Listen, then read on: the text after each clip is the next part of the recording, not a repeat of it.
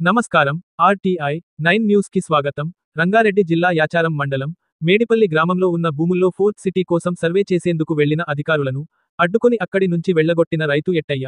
RTI 9 news Sangareddy జిల్లా stopper Manne Mallesham.